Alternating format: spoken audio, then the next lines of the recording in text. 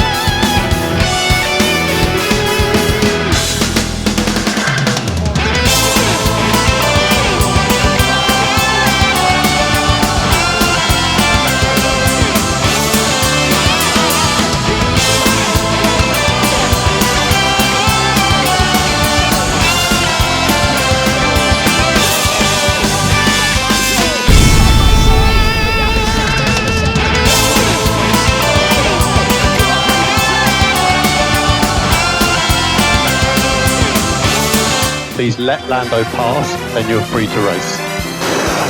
We said that a slow pit stop and started racing.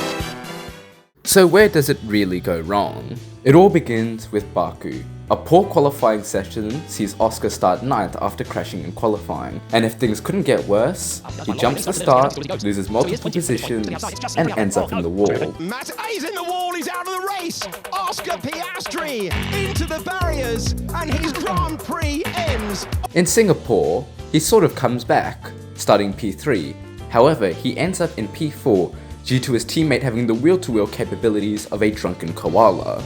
I turn now! Good luck, everybody else!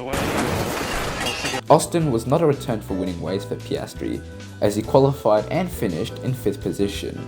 However, in the sprint, he would DNF on lap 1. Did I also mention Oscar Piastri is doing this in the fastest car in Mexico? A 7th place start, getting outdone in qualifying by a Williams in a much slower Ferrari, and a 5th place finish is all he can muster.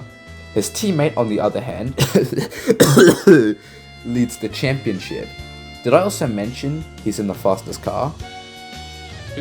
Get on the throttle, and you could just see the white line and the puff of spray that came off on the left-hand side. Of course, we're heading to the barriers. It looked treacherous. In Brazil, he starts 4th and finishes 5th due to this move. 10-second time penalty. In the City of Vices, Las Vegas, McLaren tried to play a gamble. However, Zach Brown is bad at gambling, and they severely miscalculated, causing both Oscar and to be disqualified due to plank wear. And then there's Qatar, right when he gets form back. Play the clip. McLaren need a response. Oscar Piastri back to the field. Oscar Piastri wins the sprint in Qatar. I know, the music seems to have stopped. Now at this point I would like to say that Oscar Piastri won the race, that he was still within a fighting chance of the championship. Well, let's say it definitely didn't go that way. Qatar left a bad taste in the mouths of Oscar Piastri fans. Thanks to the incompetency of McLaren's strategy, Oscar Piastri does not finish P1, he finishes second. His championship dreams are effectively over. Also, that stupid Italian who's currently leading the championship let Lando by at the end of the race. Now, as one of the many people who stayed up to watch the absolute snooze fest that Abu Dhabi 2025 was, using the 2 points gained from Monza, it could have been anybody else, Verstappen or Piastri, but no. Your 2025 world champion is No. His teammate becomes the champion. Now, conveniently after that, the RAM and storage prices go up. Coincidence? I think not. I can't afford storage anymore. It can't go on like this, can it? It can. Albert Park. Home race. Hype behind him. Millions of Australians tuned in. Before the race even starts, on the reconnaissance lap, he sends it into the barrier. A DNS result for him. It can't go on like this, can it? It can. China. His car doesn't even make the grid. The saving grace being that at least his teammate didn't start either. However, the form comes back. Let's look at Japan. The Japanese Grand Prix is underway. Watch Piastri! Race leader Piastri! Pass one Mercedes, pass two Mercedes. Oscar Piastri finally started a Grand Prix. It's been a great one for him. Second place, well earned, the Australian driver. Oscar drove a great race in a worse car than the frontrunner Merc. He finishes second, ahead of Leclerc and Russell, but behind the man who sold the world championship to Jeddah and Bahrain are both cancelled due to a war designed to line the pockets of evil billionaires. However, he is P7 in Miami, an indication of times to come, though he would eventually finish third. Canada, McLaren's phenomenal strategies strike again, and him and start on intermediate tyres. Oscar has to pit early, and with a compromised strategy, finishes 11th. Still, at least he's not Lando, who DNFs. Thank you, Mercedes. Monaco, P7. He gets a nonsense penalty due to the pit lane speed limiter being defective, yet due to McLaren's incompetence, it is not rescinded, while Alpine did, and Pierre Gasly moves up to third place. He ends up 5th due to Verstappen getting typical EcoBoost reliability, and Lando again retiring, who once again I can praise Mercedes for and I can't forget Leclerc doing this. Spain, he starts an expected 7th. He ends up 5th.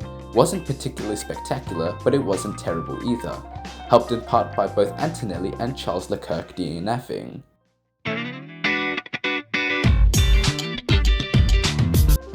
Austria. Do I even need to say it anymore? He does finish 4th, driving a good race with the machinery he has. Also, surprisingly, Leclerc didn't DNF. Now, the weekend just passed. Silverstone. Sprint starts you know where, finishes P7. You can almost feel like there's something noticeably going wrong. He has just not had pace at all. He's missing the sparkle that originally led to him becoming a title contender. It's just all gone. In the race, P8 is all he can muster. The pace is just not there. He keeps getting out-qualified by his teammate. So how did the race go? 11th. 11th due to damage from Dawson in the first lap. Even with Max pegging it into the gravel, he was barely making 2 seconds a lap on a tractor of an Aston Martin, which is slower than a Civic, and an Accord, and a 1.3 litre Jazz with a CVT, and a naturally aspirated N-Box with a CVT, and an Acti. Really, it's slower than all of Honda's lineup, including the ATVs. And his Merc engine McLaren could barely beat out that shitbox of an Aston by 2 seconds a lap. So why is Oscar so, well, mid? Well, the performance of his McLaren is clearly dependent on some nonsense factors. There are moments of brilliance and there are times of shit. He just seems to not be in touch with the car. It's almost as if the downright trauma-inducing 2025 season seems to have affected him on a deeper level. Oscar is not a robot, and despite him outright saying that he has feelings and emotions, the media just doesn't seem to get that. They continue to play the Iceman gimmick, yet he is not Kimi Räikkönen. He doesn't have the no fucks given attitude. He does in fact have feelings. Please let I Lando think pass, the events then of you're free to 2025 race. and how he lost the championship, as well as the start of this season, seem to have affected his racing, and his team doesn't help either. A lot of his questionable race results can be attributed to just simply terrible strategy from the McLaren pit wall. The car also seems to be highly inconsistent from race to race, and as in F1 the car is a huge factor, especially this season. The inconsistency doesn't help, but somehow his teammate keeps out qualifying him, and if you think it's due to Lando having more skill, then you can right off, you It's Zach Brown's fault, probably. This will be a season of ups and downs for Piastri and his fans, but Spa is his favourite track, so let's hope for a masterclass. Let's go, Oscar. And on that note, thank you for watching, please like and subscribe, and I'll see you whenever I upload next. What was Zach Brown actually thinking when he did this? Like, what benefit would this have?